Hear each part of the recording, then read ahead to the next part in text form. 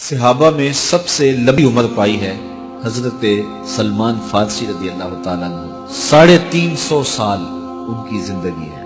اتنی زندگی صحابہ میں سے کسی کی بھی نہیں ہے جتنی حضرت سلمان فارسی رضی اللہ تعالیٰ عنہ کی ہے۔ بنیادی طور پہ یہ ایک مجوسی کے بیٹے تھے اور بڑے امیر کبیر خاندان سے تعلق رکھتے تھے۔ یہ اپنے باغ میں جاتے تو راستے میں ایک راہب کا کٹیا تھا۔ یہ گزرتے گزرتے اس کے پاس رکنے لگے تو اس کی باتوں میں وحی کا اجالا تھا تو اس کی باتیں اچھی لگنے لگی۔ باپ کو پتہ چلا تو اس نے کہا کہ ہم مجوسی ہیں، آگ کو پوجتے ہیں اور یہ نصرانی ہے، تم اس کے پاس نہ بیٹھا کرو، کہیں تمہارا دین نہ لوٹ لے۔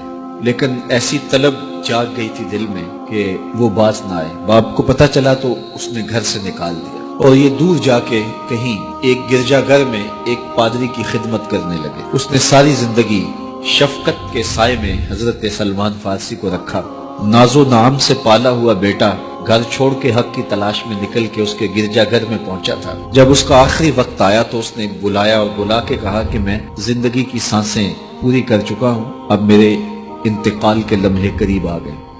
تو نے بڑی میری خدمت کی ہے تو میرے بعد تو غموریا چلے جانا، وہاں کا جو راہب ہے فلاں اس کا نام ہے، تو اس کی جا کے خدمت کرنا، تجھے حق مل جائے گا۔ حضرت سلمان فارسی کہتے ہیں کہ میں اس کی تدفین کے بعد غموریا چلا گیا اور جو اس نے نشانیاں بتائی تھیں اس نشانیوں کا راہب مجھے مل گیا۔ میں ایک زندگی گزاری اس کے پاس اور اس کی خدمت کرتا رہا اور میں حق کا متلاشی تھا۔ ایک وقت آیا کہ اس کا بھی آخری وقت آ گیا اور اس نے مجھے تنہائی میں بلا کے کہا کہ کوئی ایسا شخص نہیں رہا جس کے پاس میں تجھے بھیج سکوں، اور میرا وقت آخر آ گیا اور تو نے سچائی کے ساتھ حق کی تلاش میں میری خدمت کی ہے۔ میں تجھے پتے کی بات بتاتا ہوں، پلے باندھ لے، میرے انتقال کے بعد تو یثرب چلے جانا، نبی آخر الزمان کے ظہور کا وقت قریب آ گیا ہے اور وہ ہجرت کر کے وہاں تشریف لائے۔ کہتے ہیں میں نے اس کو کہا کہ کوئی اور شخص بھی تو دعوی نبوت کر سکتا ہے، میں اتنی خاک چھانی ہے، ماں باپ کا دیس چھوڑا ہے، گلی گلی کی خاک چھانی ہے، تو کہیں میں دھوکہ نہ کھا جاؤں، مجھے نشانیاں بتاؤ۔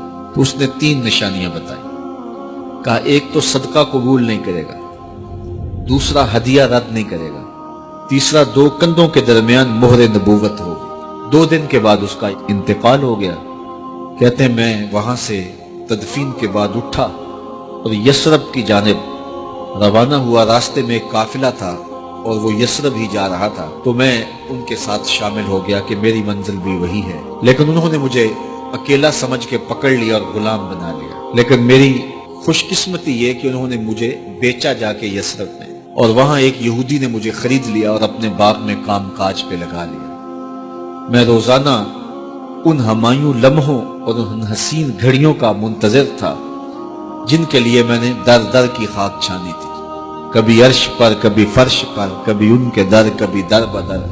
غم عاشقی تیرا شکریہ، میں کہاں کہاں سے گزر گیا۔ کہا ایک دن میں اپنے باغ میں کھجوریں توڑ رہا تھا کہ ہوائیں گیت گانے لگی اور طلع البدر علینا کی صدائیں گونجنے لگیں۔ میں نے جلدی سے چھلانگ لگائی اور بھاگ پڑا۔ میرا آقا سمجھا شاید غلام بھاگ گیا، اس نے دوڑ کے مجھے پکڑ لیا۔ میں نے اس کو کہا میں بھاگا نہیں ہوں، یہ جسم تیرا ہی غلام ہے لیکن دل نوکر کسی اور کا ہے۔ میں کچھ کھجوریں لے گیا اور حضور کی خدمت میں حاضر ہوا اور جا کے میں نے پیش کی، اور میری نیت صدقے کی تھی۔ تو میں نے جب پیش کی تو فرمایا ہم نبی ہیں، صدقہ قبول نہیں کرتے۔ کہتے ایک نشانی پوری ہو گئی۔ اب کچھ دیر ڈال کے میں پھر کھجوریں لی اور میری نیت ہدیہ کی تھی۔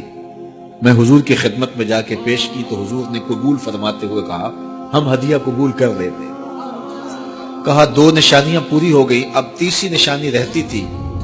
اگرچہ 2 نشانیاں ہی میرے لیے کافی تھی اور حضور کا چہرہ ہی میرے لیے کافی تھا، لیکن میری آرزو یہ تھی کہ میں تیسری نشانی کا بھی بچشم خود مشاہدہ کر لوں تو پھر میں ایمان لاؤں گا۔ ایک دن حضور میرے باغ میں تشریف لے آئے۔ حضور نے قمیض اتاری ہوئی تھی اور اپنے مبارک کندھے کے اوپر کپڑا رکھا ہوا تھا اور مہر نبوت والی جگہ چھپی ہوئی تھی۔ ہلکی ہلکی ہوا چل رہی تھی اور میں حضور کے پیچھے پیچھے ہوتا تھا۔ میری آرزو یہ تھی کہ ہوا کا کوئی تیز جھونکا آئے اور کپڑا ہٹا دے اور میں مہر نبوت کی زیارت کر لوں۔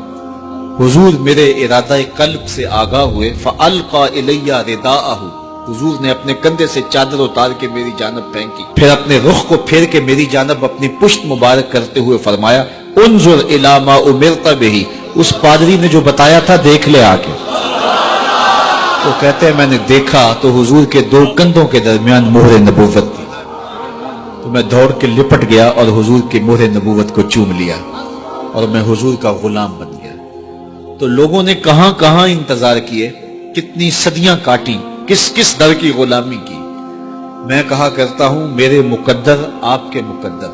آنکھ کھلی، ہمارے والد مسجد سے مولوی صاحب کو بلا لائے اور انہوں نے کان میں آ کے کہا مبارک ہو، تو حضور کا غلام بن کے آیا۔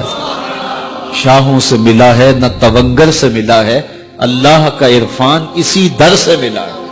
اوروں کو ملا ہے تو مقدر سے ملا ہے، مجھ کو تو مقدر بھی تیرے در سے ملا ہے۔